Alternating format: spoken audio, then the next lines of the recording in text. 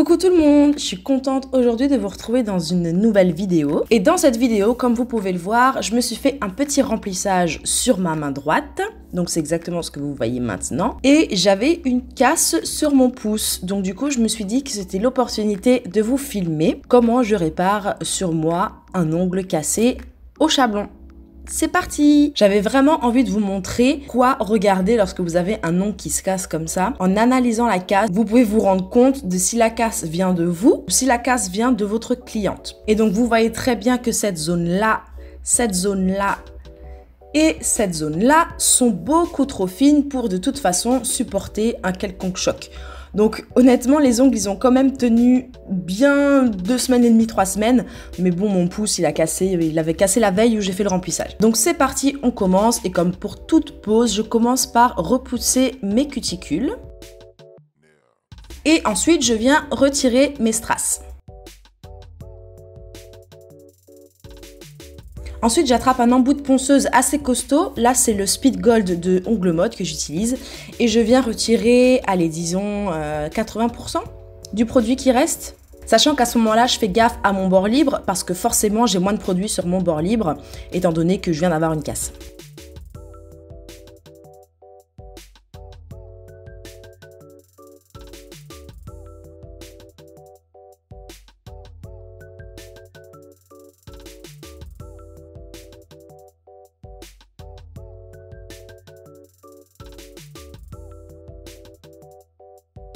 Donc j'enlève quand même les petits bouts qu'il y a sur mon bord libre, c'est ce que je vous montre ici. Mais je fais très attention à ne pas repasser à un endroit où il n'y a pas du tout de produit. Surtout avec cet embout, croyez-moi que vous n'avez pas envie. Donc là, c'est ce que je vous montre. Ici, il faut que je me stoppe. Il ne faut pas que je repasse 15 000 fois à cet endroit qui est déjà nu. Et donc vous voyez la petite astuce, dès que je fais ma main gauche, j'utilise toujours un bloc polissoir en tant qu'appui pour pouvoir avoir un soutien et un maintien et pour pouvoir être stable et pas trop trembler. Et donc ensuite, on enchaîne avec la suite de la préparation et j'attrape mon embout à cuticule. J'aime vraiment trop cette forme d'embout, elle est simple à utiliser. Donc dans un premier temps, je mets ma ponceuse en mode forward et je m'occupe du côté gauche de mes cuticules. Et ensuite, je mets la ponceuse en mode reverse et je viens m'occuper du côté droit des cuticules. Là, je repasse un petit coup encore de l'autre côté, en mode forward. Ensuite, j'attrape ma lime à grain 100-180. Je prends le grain le plus doux, le grain 180. Et je viens matifier la surface de mon ongle naturel, fondre un petit peu une démarcation s'il y en a encore une. Et je viens raccourcir mon ongle au maximum pour pouvoir placer mon chablon du mieux que je peux par la suite. Encore une petite astuce, lorsque vous vous occupez de votre main droite avec votre main gauche, des fois c'est plus facile de placer sa lime, bouger sa main droite dans le sens qu'on veut, plutôt que de placer sa lime et d'essayer de bouger avec la main gauche. Voilà, petite astuce, pensez à bouger votre main droite plutôt qu'à bouger votre main gauche.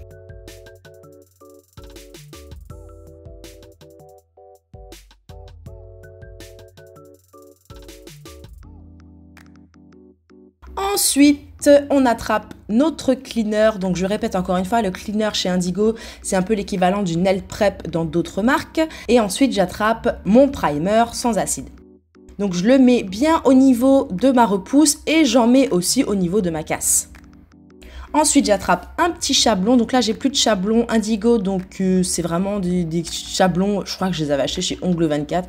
Mais limite, vous savez, les filles, c'est les premiers chablons que j'ai achetés de toute ma vie, que j'ai encore. Donc voilà, j'ai pris ça. C'est un peu de... On peut voir ça un peu comme de la récup. Hein. Et honnêtement, bon, ça fait le job. Donc, je place mon chablon. J'essaye vraiment de faire en sorte qu'il n'y ait pas d'écart entre mon ongle naturel et le chablon. Qu'il soit pas trop large pour pas que je me retrouve avec un ongle qui est archi large. Ensuite, j'attrape ma protéine base de Indigo et je viens appliquer ma couche de base que je mets à catalyser 30 secondes dans ma lampe UV LED.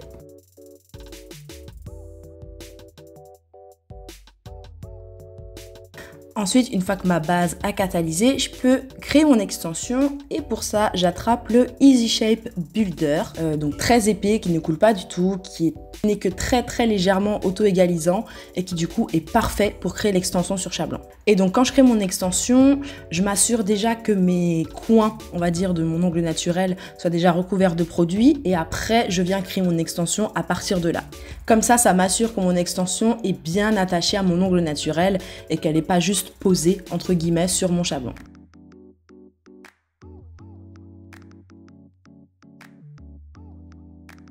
Donc là, je viens nettoyer mon pinceau, comme ça je peux perfectionner un petit peu ma forme avant de mettre à catalyser.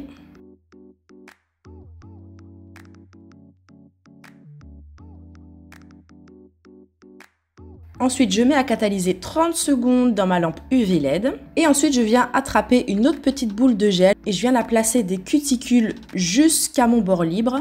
De cette manière, je suis vraiment sûre que mon extension, elle fait partie presque de mon ongle naturel et j'aurai aucun problème par la suite à retirer mon chablon. Parce que je suis sûre que ça vous est déjà arrivé de faire votre extension, d'enlever votre chablon et que votre extension, elle part avec. Et bien cette petite étape, elle permet à mon extension de bien rester fixée à mon ongle naturel. Ensuite, j'enlève mon chablon et j'attrape mon Easy Shape Light Rose pour faire ma construction.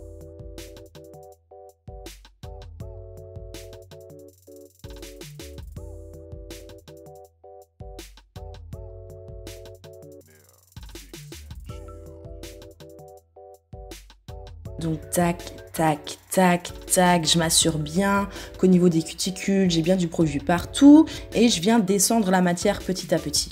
Et vous voyez, à chaque fois, je fais pivoter mon ongle de gauche à droite pour m'assurer que j'ai bien mis du produit des deux côtés.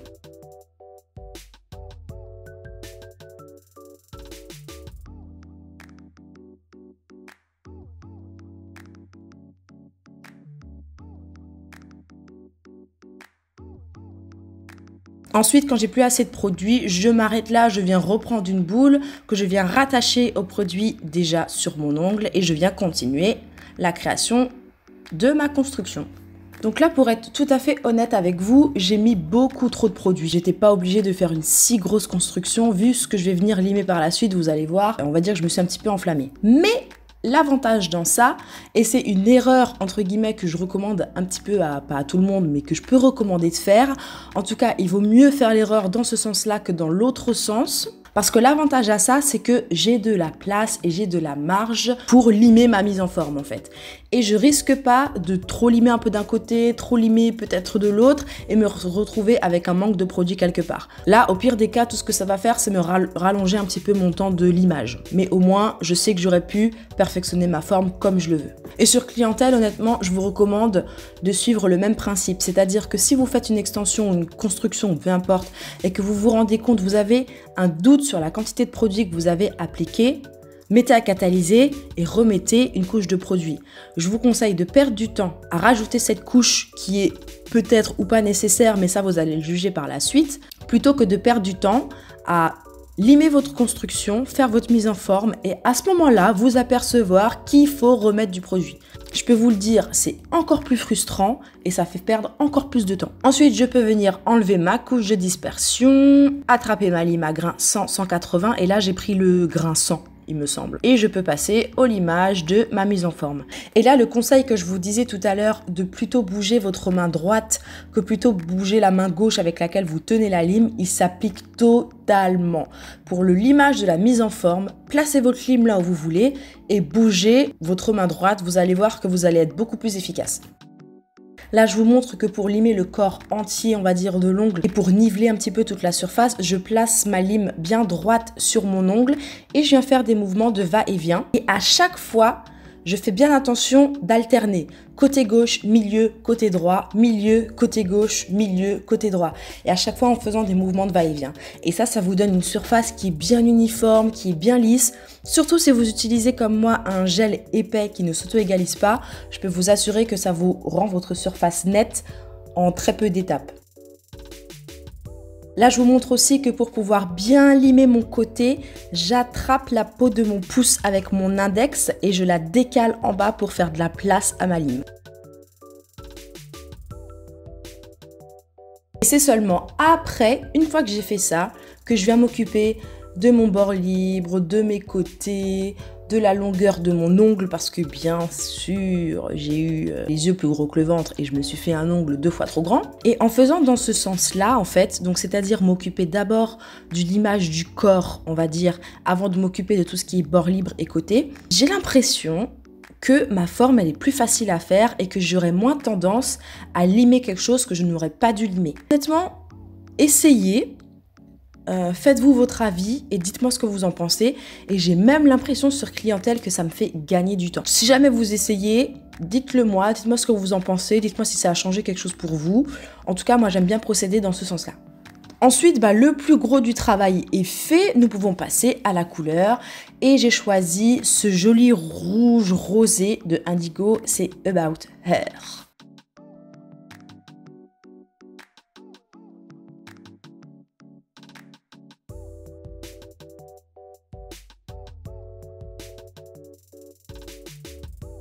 Je mets à catalyser, vous savez que les couleurs foncées, je psychose un peu et j'aime bien les mettre 60 secondes dans ma lampe UV LED et je peux passer à l'application de ma deuxième couche.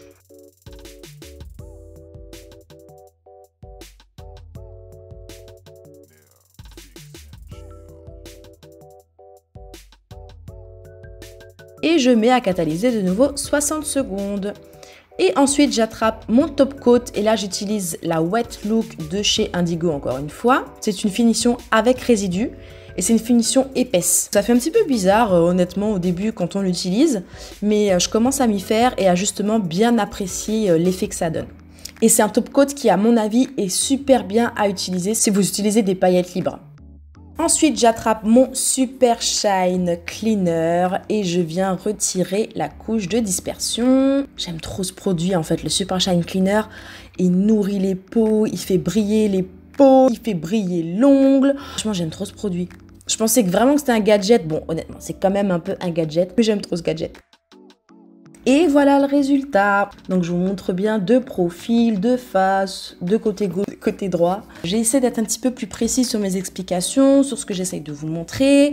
Donc c'est aussi pour ça que j'ai laissé un petit peu plus de temps réel que ce que je laisse d'habitude. Donc j'espère que ça vous aura plu. Si c'est le cas, n'oubliez pas avant de partir de me mettre un petit pouce, de me le dire en commentaire, de vous abonner si c'est pas encore fait. Et d'ici la prochaine vidéo, portez-vous bien.